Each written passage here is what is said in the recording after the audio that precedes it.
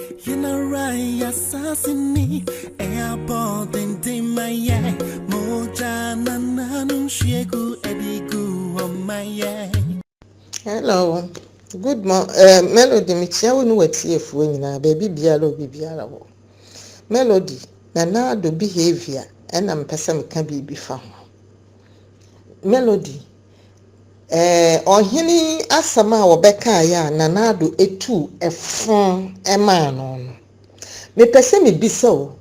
Enti Ghana ye so cheap say president tumi ono na sit ye na etua ne ka no otumi betena ayi radio station ekafo kire ohene na I don't blame Nanado. Ahemfo no give room to Nanado. They've taken cars, they've taken bribes.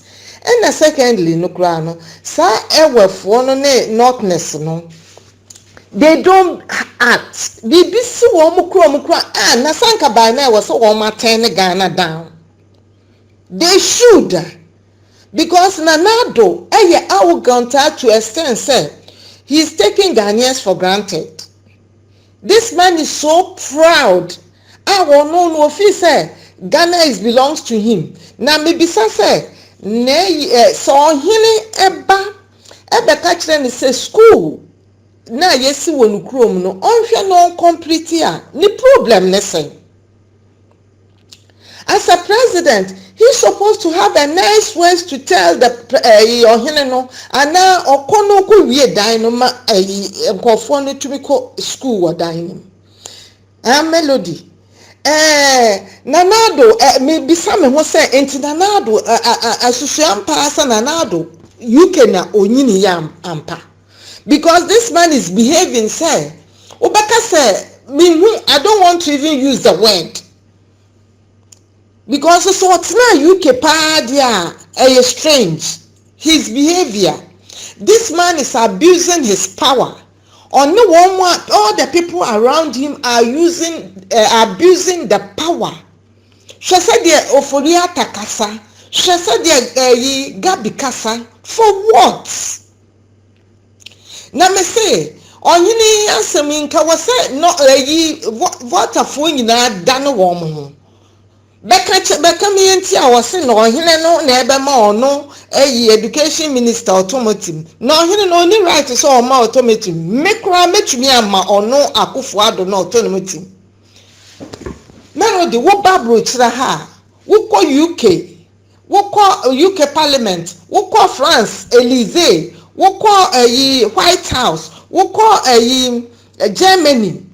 Eto de bia obeko nipa ba akope no de wa throw abonebo or demonstrate for the right one person no hini mua asori no kase bibini awa beka chen se onu na ebe ma na nye wo nye ye ne ebe ma wo ye be kire wo de ye ma ye ya why bio.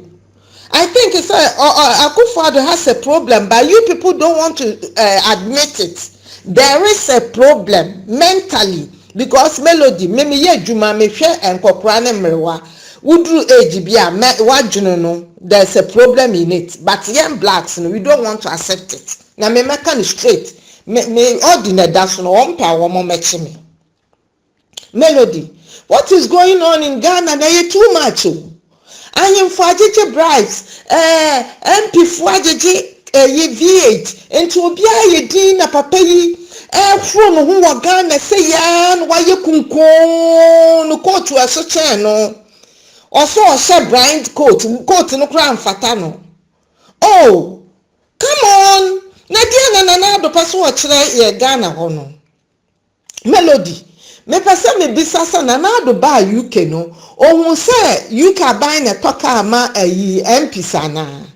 Aha MPs will pay na woje no eno ana ade hwe wo yire no mmadi bi toka atena mu enya ban na toka ama ena MP bia ati ne kura ase a ye fa ne MP wo mo nte capital into Wednesdays ena wo mo ko parliament wo mo ko ani ama wo allowance a wo mo di fa trains de ko wo mo kra wo mo fa plane ena wo mo fa car they take wo mo fa train na ye tua wo ananse ma won pass a wo mo de fa train no Tesa Ghana for Betty yes, and Sasa Ghana Nina Emma MP Daimo Tinemu, and Sasa Ghana Nina Ma MP V8 more Tinemuno. Nana do back Coswa Kunkon to say Kunkon, and none in the Nipaswa I dan one in a bush and 4 What? No, to me, no, I can't say it's about the time I was say yes, sir, a near P. Wagana. Mimi Chrome Hammy way. Me area Metiano, Assemblyman, energy taxes, what area, hey, 90 area be or how the corner wall fetching area be. One more admit so won't bet you more tax, no. One more area, no. Assemblyman need to me build a wall nice, my woman. Or build a mawo. Ain't it a sana and another no more buying a bay, dear. Woman yay individuals and him for any assemblyman for woman did you want more tax. No more fan build the woman and crew no more areas. Name woman no tax now. Yajin airport name electricity bill name airport name port no money no. Yadi asuvonsi dia complete yama assemblyman for sani high no assemblyman for na ye tua ye land tax ni ade ni na ye de ma assemblyman no nti area bia woni city council no be ko bibia wom canteen office nkwala school activities bibia wo pe bibia wo kɔ hɔ blackboard mboho wo hia help kra na wo assemblyman na wo no wo ka chance wo adwuma sai until you need help no wo tua wo dan ka bia ma anase bibi until ne tense ye beye saade no because aban na ba so no wo mu hunu ne wo mu hunu so until ne sa na tia dia Ghana assemblyman bia nje ne taxes wo ni area no ansi ni office office ni yesi ya wedding bibia wom so ho na ya wontoye because say abai baba bekunkon woni pa so abeka fun akire nipa ehu hia. Let's start the SI na assemblyman bia engineer area taxes non fan building send your budget high taxes no the bia building lorry parks parks and for be visit ho no mani ade eno beboa chance akofo ado beba be kunkun ani na busuafo na I think say and I hope so say Ghana for ye ni bebie pa na sankofo wei all those in power MP for NDC MPP hwan ye wo mo mba no wo mo nana no mma emeka nkyere say wo mo be stand for political Ghana for ntoma wo.